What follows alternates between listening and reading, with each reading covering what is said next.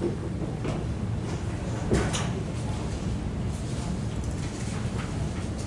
report here, I guess I missed it from earlier. Yes, ma'am. We'll come back to that.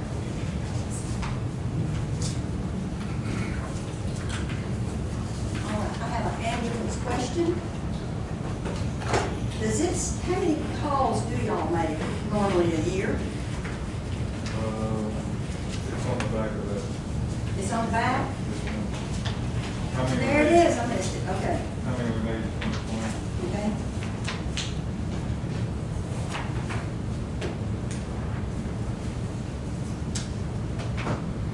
I don't have one in front of me, I actually. 49.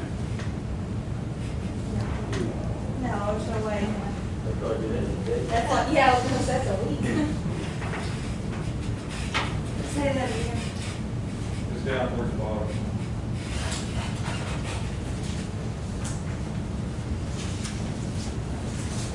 I didn't bring my budget. I don't see a 49. Well, yours is every call Oh, back that's per a week, different one. That's the 49. other, that's the other form. It's down at the Sorry. bottom. Total number was 2,552. That's right. Freestone County, which would mean they would be outside the city limits of Fairfield, was 1,157.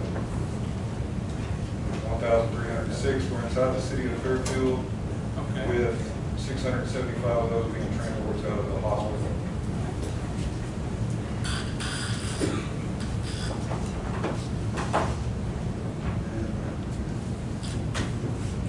So, the calls in the county were 1,157.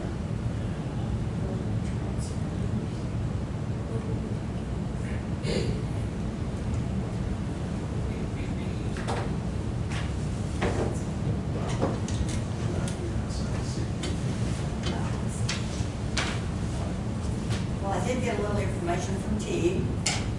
They have a 24-hour, what they call a truck, and a 12-hour truck. They have one that is staffed for 3 shifts, or maybe for 2 shifts, but it's all the time, and the other is only half-time. They bought a 2021 van style early this year, which was about 80,000, and then they are doing a remount on the other one that they have, and it will cost about 150,000.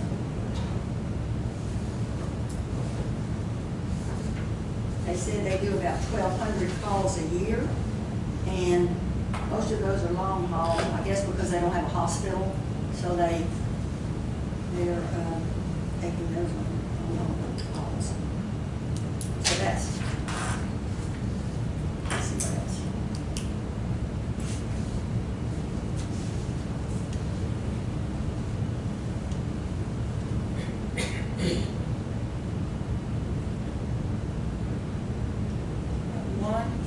One they staff 24/7, 365 days a year, and then the other is not staffed all the time.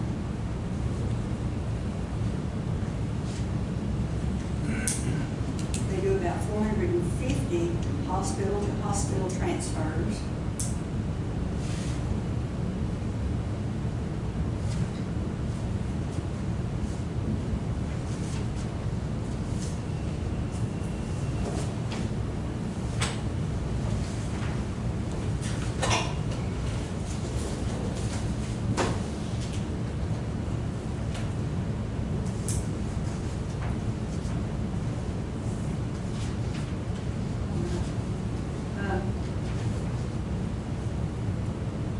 Ryan, you had, we were going to check about attorney general opinion for us. Yes, ma'am. I was called TAC, and TAC has not gotten back to me. They were gonna make some phone calls and try to figure it out. But looking at the Attorney General's opinion and kind of just thinking about what we feel like is illegal, not, or illegal or legal, is I feel like we're fine to, if you're gonna make that plan to pay a constable to take on an extra duty and go that route. Continue the duty he's already Or doing. continue to do days, or either way, whatever situation it be is fine. And I know this isn't the issue, but I think the illegality would come in if he was under an elected official, right? If that position were still under the sheriff, obviously, we couldn't mix those lines. But if we're talking about a constable, Constable McGowan right now, taking that duty on his capacity as a constable, I believe that you could do that. And supplement. Richard, have you already been doing, you have been doing some of that already, haven't you? Yeah, I mean, it's always been part of the job, as far as environmental crimes and stuff, so, yeah. Discussion? Question?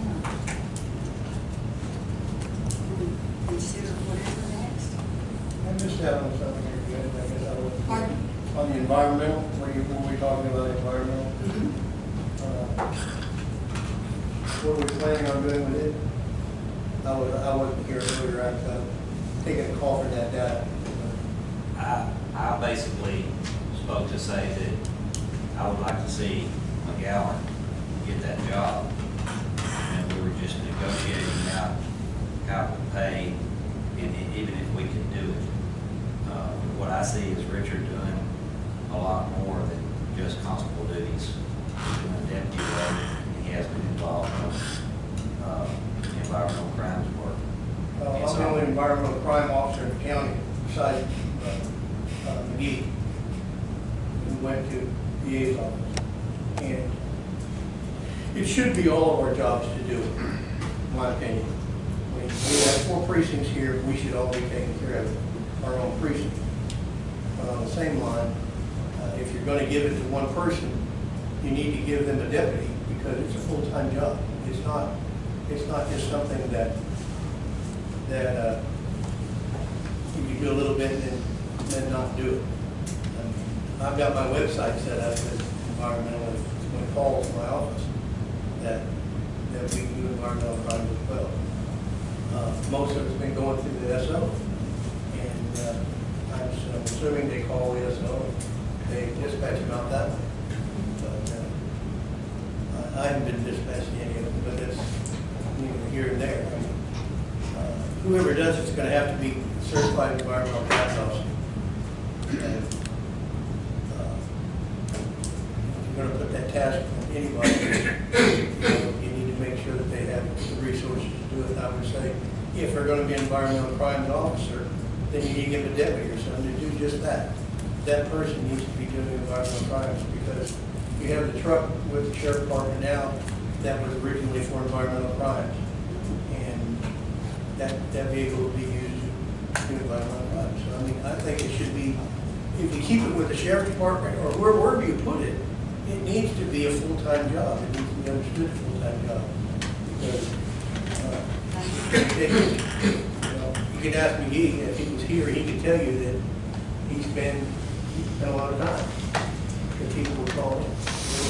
You still have time to work as a deputy too. Pardon You me? can't assign a deputy to that job. We're already 2 deputies short. You can't lose before it's losing. No, I'm not saying that. I'm saying if you're going to task somebody to do that, you give them the resources to do it. Give them a deputy constable. If they're going to do that, let that deputy constable be environmental crimes person. That environmental crimes person needs to be a full-time position where you put it.